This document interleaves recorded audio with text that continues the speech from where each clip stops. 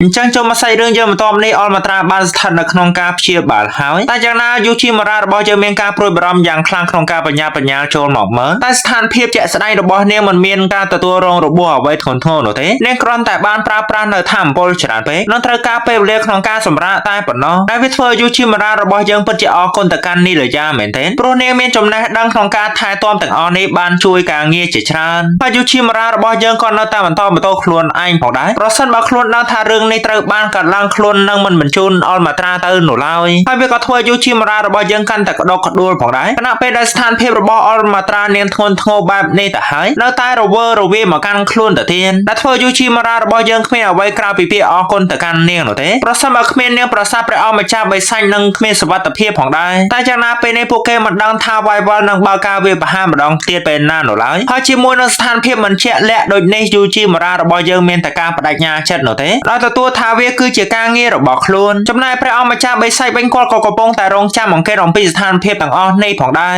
តែពេលនេះយុជីមរារបស់យើងហាក់ដូចជាមិនដេកមិនពួននោះឡើយជាមួយនឹងការបន្តការងារទៀតជាមួយនឹងអូលូលូដែលវាយវល់កំពុងតែសកម្មមែនទែនដែលបានបើកការវាបហានៅភាគខាងជើងធ្វើឲ្យអ្នកភូមិនៅតំបន់នោះហើយក៏ដូចជាមិត្តភ័ក្តិរបស់អូលូលូផងដែរត្រូវបានចាប់យកទៅមួយចំនួនហើយក៏ដូចជាមនុស្សជាច្រើនទៀតត្រូវបានទទួលរងរបួសផងដែរដល់ពេលយុជីមរារបស់យើងលើអញ្ចឹងក៏បានយល់អំពីការព្រួយបារម្ភរបស់នាងក៏បានសម្រេចចិត្តឲ្យនាងត្រឡប់ទៅផ្ទះវិញតែម្ដងព្រោះស្ថានភាពឥឡូវបន្ទាប់ពីការវាយប្រហាររបស់វាយវល់ការចេញដំណើររបស់នាងអាចមានសុវត្ថិភាពព្រោះភាគរយនៃការទទួលរងនៃការវាយប្រហារវាទាបបំផុតតែនាងលើអញ្ចឹងក៏មានការព្រួយបារម្ភបន្តិចផងដែរអំពីការងារកំពុងតែសេសសល់ពាក់ព័ន្ធនឹងការស៊ើបអង្កេតអំពីការវាយប្រហាររបស់វាយវល់ទាំងអស់តែយ៉ាងណាយុជីមរារបស់យើងក៏បានសម្រេចចិត្តក្នុងការទទួលខុសត្រូវវាយ៉ាងម៉ឺងម៉ាត់បាត់ទៅហើយដែលធ្វើឲ្យនាងមិនអាចបដិសេធបានផងដែរព្រោះនាងឥឡូវនេះកំពុងតែមានការព្រួយបារម្ភយ៉ាងខ្លាំងទៅលើក្រុមមនុស្សរបស់នាងហើយគ្រានេះយុជីមរារបស់យើងដោយគ្មាននរណាគេម្នាក់នៅក្បែរខ្លួនហើយក៏ដូចជាមិនអាចបានស្មានដឹងផងដែរថាវាយវល់វានឹងអាចបើកការវាយប្រហារពេលណាម្ដងទៀតទោះបីតែពេលនេះគ្មានអ្នកណានៅក្បែរខ្លួនយ៉ាងណាយុជីមរារបស់យើងត្រូវតែអាចគ្រប់គ្រងរឿងទាំងអស់នេះឲ្យបានតែយុជីមរារបស់យើងក៏បានភ្លេចរឿងសំខាន់មួយទៀតបាត់ទៅហើយដែលខ្លួនមិនបានសម្រាកគ្រប់គ្រាន់នោះទេតែយ៉ាងណាយុជីមរារបស់យើងមិនចោះចាញ់នៅឡើយខ្លួនត្រូវតែធ្វើអស់ពីសមត្ថភាពដោយនឹងអ្នកដទៃដែលពួកគេកំពុងតែព្យាយាមធ្វើវាផងដែរដែលកានងកំពុងតែបន្តក្នុងការការពារបន្ទាយចំណែកសេភេទកំពុងតែបន្តការឃ្លាំមើលរបស់ខ្លួនតែយ៉ាងណាស្ថានភាពយុជីមរារបស់យើងនៅតែបន្តមិនកេងដូច្នេះច្បាស់ណាស់យុជីមរារបស់យើងនឹងត្រូវដួលជាមិនខានដោយមិនអាចធ្វើអ្វីបានបន្តទៀតនោះឡើយដល់ថ្នាក់ព្រះអង្គម្ចាស់បិសាចចូលមកជ្រាបសួរផងដែរថាយុជីមរារបស់យើងពេលនេះកំពុងតែធ្វើអ្វីតែក៏មិនអាចមើលរំលងអ្វីមួយដែលមេទ័ពរបស់ខ្លួនបានមើលរំលងនោះទេដោយបានដាក់បញ្ជាឲ្យយុជីមរារបស់យើងពេលនេះត្រូវតែចូលកេងដាច់ខានតែវាក៏ធ្វើយុជីមរារបស់យើងប្រកែកផងដែរថាប្រសិនបើធ្វើអញ្ចឹងនឹងមិនអាចបង្កើតផែនការអ្វីទាន់នោះទេអឡងពេលស្ថានភាពអ្នកស្លាប់និងអ្នករងរបួសកំពុងតែកើនឡើងតែក៏ត្រូវបានព្រះអង្គម្ចាស់បិសាចកាត់បាត់ទៅហើយថាយុជីមរារបស់យើងមិនកេងនោះទេនឹងមិនអាចនឹកឃើញយុទ្ធសាស្ត្រអ្វីស្រួលនោះឡើយដល់តែហ៊ានពួកគេមានទុននទីប្រយុទ្ធដោយប្រថុយជីវិតចំណែកយុជីមរារបស់យើងមានទុននទីជាអ្នកយុទ្ធសាស្ត្រហើយយុជីមរារបស់យើងមានទំនោរខុសពីពួកគេហើយពួកគេពិតជាពឹងផ្អែកយ៉ាងខ្លាំងលើផែនការរបស់យុជីមរាយើងប្រសិនបើយុជីមរារបស់យើងមើលរំលងនៅរឿងតូចតាចប្រកាសណាស់វានឹងអាចបាត់បង់នៅរឿងសំខាន់បើធ្វើយុជីមរារបស់យើងចាប់អារម្មណ៍ភ្លេចផងដែរប្រសិនបើខ្លួនមានអារម្មណ៍ធុញថប់ច្បាស់ណាស់នឹងមិនអាចគិតគូរអំពីផែនការបានពេញលេញនោះទេហើយក៏ធ្វើយុជីមរារបស់យើងពេលនេះក៏បានសម្រេចចិត្តក្នុងការទទួលសំណូមពរចេញពីព្រះអង្គម្ចាស់បិសាចតែវាធ្វើឲ្យយុជីមរារបស់យើងមិនបានចាប់អារម្មណ៍នោះឡើយគ្រាន់តែបានគិតថារាល់ការជជែកគ្នាទាំងអស់នេះវាគឺជាសុបិនតែប៉ុណ្ណោះតែស្ថានភាពពិតជាស្ដែងមែនព្រះអង្គម្ចាស់បិសាចពិតជាបានមកមើលអំពីស្ថានភាពយុជីមរារបស់យើងពិតប្រាកដមែនហើយជាមួយនឹងការកេងលក់ស្កប់ស្កល់វាក៏បានផ្ដល់នូវអារម្មណ៍ស្រស់ស្រាយទៅកាន់យុជីមរារបស់យើងព្រោះយុជីមរារបស់យើងពិតជាអរគុណទៅកាន់ព្រះអង្គម្ចាស់បិសាចខ្លាំងមែនទែនដូច្នេះខ្លួននឹងខ្លាចជាមនុស្សម្នាក់ក្នុងការដោះស្រាយនៅស្ថានភាពទាំងអស់នេះជាមួយនឹងការត្រួតពិនិត្យរាល់ឯកសារដែលបានបង្ហាញអំពីមូលហេតុគ្រប់យ៉ាងហើយពេលនេះយុជីមរារបស់យើងក៏បានវិលត្រឡប់មកជួបមកវិញក៏ធ្វើឲ្យការនាំមានការព្រួយបារម្ភផងដែរដោយសារតែអលមាត្រាក៏ត្រូវបានដួលតាហ៊ាននឹងការគ្រប់គ្រងក៏កំពុងតែខ្វះខាតដូចនេះយុជីមរារបស់យើងប្រហែលជាមានអ្វីមួយហើយដោយមិនចេះតែមកទីនេះមិនគិតនោះឡើយក៏ធ្វើយុជីមរារបស់យើងទទួលភ្លេចផងដែរថាខ្លួនពេលនេះបានរកឃើញផែនការដែលជាកំបោរកំហើយឃើញហើយក្នុងការប្រមូលផ្ដុំកងតាហ៊ានមកប្រជុំគ្នាម្ដងទៀតប្រកាសអំពីផែនការក្នុងការបញ្ចប់មហន្តរាយមួយនេះដែលហៅថាជាការប្រយុទ្ធចុងក្រោយដែលយុជីមរារបស់យើងបានមើលឃើញអំពីសកម្មភាពនៃការវាយប្រហាររបស់វាយវល់ទាំងអស់នោះដោយពួកវាផ្ដោតទៅលើការចាប់ខ្លួននៅស្ត្រីហើយជាមួយនឹងដំណើរការក្នុងការបញ្ជូនស្ត្រីត្រឡប់ទៅផ្ទះវិញនោះបន្ទាយពីផ្សេងទៀតមិនទាន់ទទួលការអនុវត្តក៏ត្រូវបានទទួលរងការវាយប្រហារហើយបន្ទាប់មកពួកវាក៏បានដេញតាមក្នុងការវាយប្រ ហាអល់ម៉ាត្រាដល់ប្រាសាទព្រះអង្គម្ចាស់បិសាចផងដែរហើយក៏ដូចជាការគ្របដណ្ដប់វាបហាទៅលើភូមិដតីផ្សេងទៀតក្នុងការចាប់យកវត្តមានរបស់ស្ត្រី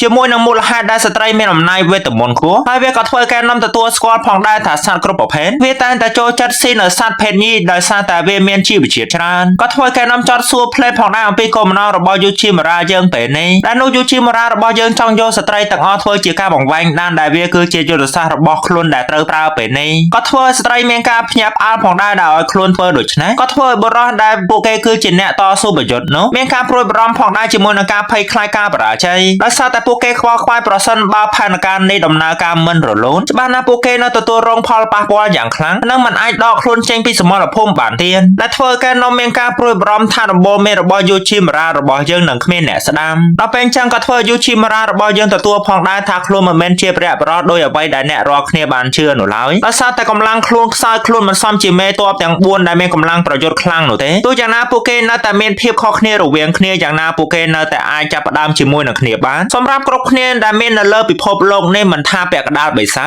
ចឬក៏សកលផ្សេងគ្នាប្រទេសផ្សេងគ្នានោះទេហើយមិនថាសូម្បីតែមនុស្សពីរផ្សេងគ្នាដែលមានកម្លាំងខ្សោយឬខ្លាំងតែជាមួយនឹងមហន្តរាយដែលខិតជិតមកដល់ដែលមិនធ្លាប់កើតមានពីមុនពួកគេត្រូវតែប្រកាសក្នុងការធ្វើវាដោយសារតែពួកគេមិនមានវរៈបរោះក្នុងការចូលមកជួយសង្គ្រោះនោះឡើយហើយពួកគេក៏គ្មានវរៈបរោះនៅក្នុងប្រទេសនេះផងដែរហើយវាក៏គ្មានវរៈបរោះក្នុងការលុកក្តីសង្ឃឹមរបស់នរណាគេម្នាក់ផងដែរហើយពេលនេះក៏មានតែពួកគេផងដែរក៏គ្មានវរៈបរោះនោះឡើយតែសុទ្ធតែជាមនុស្សមានក្តីស្រឡាញ់ចង់ការពារប្រទេសមួយនេះនឹងគ្រួសាររបស់ខ្លួនហើយប្រសិនបើពេលនេះពួកគេត្រូវបានបាត់បង់នឹងធ្វើឲ្យអ្នកដទៃផ្សេងទៀតទទួលការក្រៀមក្រំយ៉ាងខ្លាំងដូច្នេះការគំរាមកំហែងទាំងអស់នេះវាមិនសមហេតុផលដែលធ្វើឲ្យពួកគេមិនបន្តប្រយុទ្ធនោះឡើយអ្វីដែលពួកគេត្រូវធ្វើពេលនេះនោះគឺជាគោលបំណងនៃការយកឈ្នះជាមួយនឹងផែនការដែលត្រូវបានបង្កើតឡើងហើយរឿងតែមួយគត់ដែលពួកគេត្រូវតែធ្វើដាច់ខាតគឺជាការទាមទារយកជ័យជំនះទាមទារវាមកនៅក្នុងដៃរបស់ខ្លួនឲ្យបានហើយជាមួយនឹងការប្រកាសក្តែងក្តែងរបស់យូជីម៉ារ៉ាក្នុងការឲ្យពួកគេតាមនៅវត្តមានរបស់ខ្លួននោះពួកគេពិតជាពេញចិត្តយ៉ាងខ្លាំងជាមួយនឹងការលះបង់ទាំងអស់នេះតែពេលនេះជាមួយនឹងការសរសើររបស់ការនាំយូជីម៉ារ៉ារបស់យើងក៏មានការព្រួយបារម្ភទៅលើការបរាជ័យផងដែរដោយសារតែពេលនេះមនុស្សរាប់ពាន់នាក់នៅក្នុងកំដាប់ដៃរបស់ខ្លួនការបរាជ័យវាមិនមែនជាជំរើសនោះឡើយហើយជាមួយនឹងការព្រួយបារម្ភយ៉ាងខ្លាំងមួយនេះការនាំក៏បានបង្ហាញសេចក្តីស្រឡាញ់ក្នុងនាមជាម្ដាយវានឹងអាចធ្វើឲ្យអារម្មណ៍យូជីម៉ារ៉ារបស់យើងធូរស្រាលយ៉ាងណាយូជីម៉ារ៉ារបស់យើងត្រូវតែចាំថាខ្លួនគឺជាកងទ័ពព្រះអង្គម្ចាស់បិសាចនិងមិនត្រូវអាចបំបែកបាននោះឡើយហើយលើពីនេះទៀតយូជីម៉ារ៉ារបស់យើងមានមិត្តភ័ក្តិដែលយូជីម៉ារ៉ារបស់យើងអាចពឹងពាក់ទៅលើពួកគេបានហើយកាលនោះក៏មិនរអស់បន្លាយពេលវេលាយូរទៀតផងដែរក្នុងការប្រញាប់បបួលយូជីម៉ារ៉ារបស់យើងក្នុងនាមជាមេទ័ពទៅដាក់បញ្ជាក្នុងការប្រឈមមុខជាមួយសត្រូវ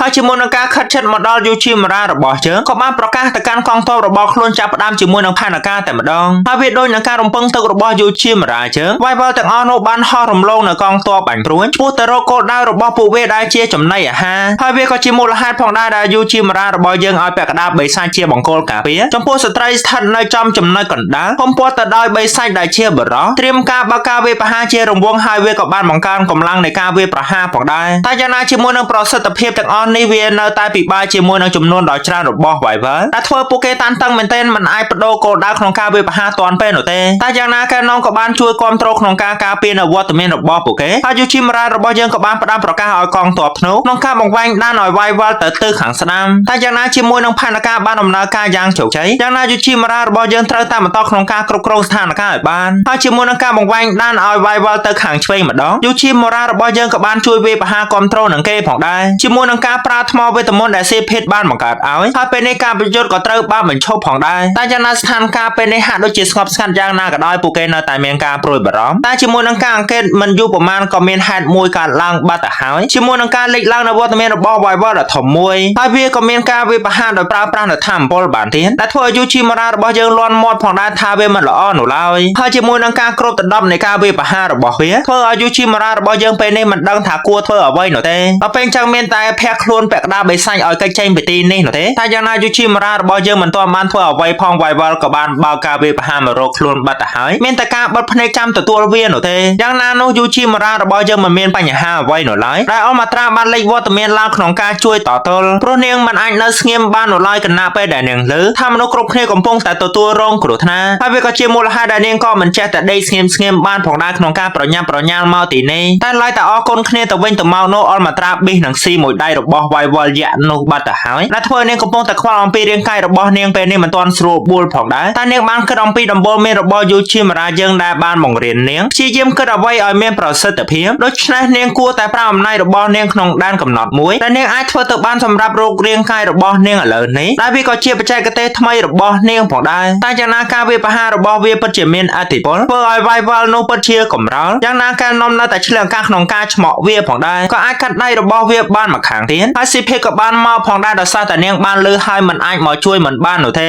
ហើយពេលនេះមេតបទាំង4ក៏ត្រូវបានប្រមូលផ្ដុំគ្នាផងដែរដោយពួកនាងទាំង3ដែលមានឥទ្ធិពលនោះក៏បានប្រើធម៌ពលរបស់ខ្លួនតទល់ជាមួយនឹងធម៌ពលរបស់វាយវល់កំពុងតែបើកការវាយប្រហារមកដែលធ្វើឲ្យកម្លាំងរបស់វាមិនអាចតទល់ជាមួយនឹងកម្លាំងរបស់នាងទាំង3បាននៅឡើយត្រូវបានដាច់ក្បាលហើយក៏ត្រូវបានផ្ទុះមួយទំហឹងទៅទៀតហើយជាមួយនឹងការទទួលធ្វើបានរបស់ពួកគេយ៉ាងណាអលមាត្រាហាក់ដូចជាដល់ដែនកំណត់ម្ដងទៀតបាត់ទៅហើយតែយ៉ាងណាជាមួយនឹងការប្រួយបារម្ភរបស់យូជាមារាយើងស៊ីភេក៏បានបន្តបន្តិចផងដែរថាអលមាត្រានាងគួរតែសម្រាប់នៅលើក្រែរបស់នាងចំណែកយូជាមារារបស់យើងទោះបីតែអលមាត្រាទទួលថាខ្លួនគឺជាពលឺនៃជ័យជំនះយ៉ាងណាក៏ដោយអ្វីគ្រប់យ៉ាងដែលយូជាមារារបស់យើងបានគិតឃើញវាហាក់ដូចជាមិនទាន់ចប់នៅឡើយនោះទេតើសកម្មភាពវាយវល់ទាំងអស់នេះតើពួកវាត្រូវបានដឹកចំណីអាហារទៅឲ្យអ្នកណាដែលវាដូចនៅស្រមោចក្នុងការដឹកជញ្ជូនចំណីទៅចិញ្ចឹមម្ចាស់ស្ត្រីវាផងដែរដែលវានៅតែជាចង្អល់សម្រាប់យូជាមារាយើងទៅលើមហន្តរាយមួយនេះប៉ុន្តែមិនទាន់ផុតពីមាត់ផងរំជួយដីមួយក៏ត្រូវបានបង្កឡើងបាត់ទៅហើយវាក៏បានលេចឡើងនៅវាយវល់ដ៏ធំមួយទៀតវាធំដូចជាភ្នំអញ្ចឹងដែលធ្វើអ្នករាល់គ្នាឃើញបង្កើនការភ្ញាក់ផ្អើលជាពិសេសយូជាមារារបស់យើងថានេះមែនទេគឺជាគ្រោះថ្នាក់មហន្តរាយដែលធ្វើអ្នករាល់គ្នារៀងជើងបន្តិចផងដែរព្រោះវាមិនមែនជារឿងមនុស្សធម្មតាអាចប្រឆាំងជាមួយនឹងវាបាននោះឡើយថាយ៉ាងណាព្រះអង្គម្ចាស់បិសាចក៏បានលេចឡើងមកភ្លាមតែម្ដងជាមួយនឹងការទទួលថាចាប់ពីពេលនេះតទៅគាត់គឺជាអ្នកទទួលខុសត្រូវ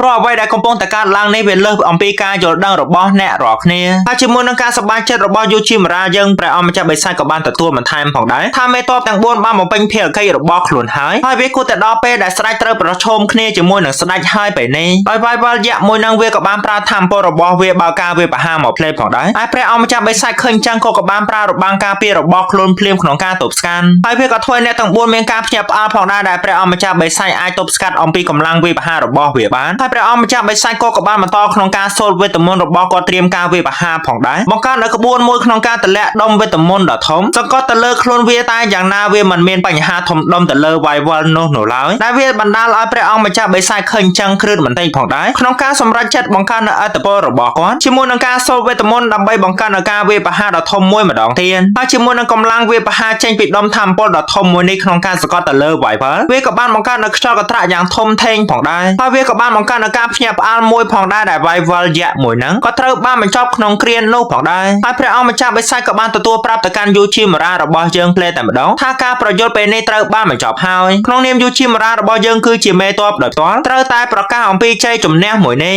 អាយុជាមារារបស់យើងលើអញ្ចឹងក៏បានទទួលទាំងសប្បាយចិត្តក្នុងការបញ្ញាប្រកាសទៅកាន់អ្នករាល់គ្នាអំពីជ័យជំនះមួយនេះហើយជាមួយនឹងភាពសប្បាយរីករាយរបស់ពួកគេកែនងក៏បានចូលទៅសំណូមពរផ្លេតផងដែរទៅកាន់យូជាមារារបស់យើងក្នុងការចូលរួមជាមួយនឹងពាក់កណ្ដាលបិសាចរបស់ពួកខ្លួនតែយ៉ាងណាអលមាត្រាក៏បានចូលទៅរាំងបាត់ទៅហើយក៏ដូចជាក្លេយូជាមារារបស់យើងដោយមិនឲ្យចេះតែទទួលអ្វីផ្ដេសផ្ដាសនោះទេដល់ថ្នាក់យូជាមារារបស់យើងប្រកាច់ឡើងពេញទៅនឹងដោយបានស្រែកថាអលមាត្រានោះទេតែវាគឺជាគ្រោះថ្នាក់មហន្តរាយដល់ថ្នាក់ព្រះអង្គម្ចាស់បិសាចឃើញអញ្ចឹងក៏បានកុហឹមផងដែរ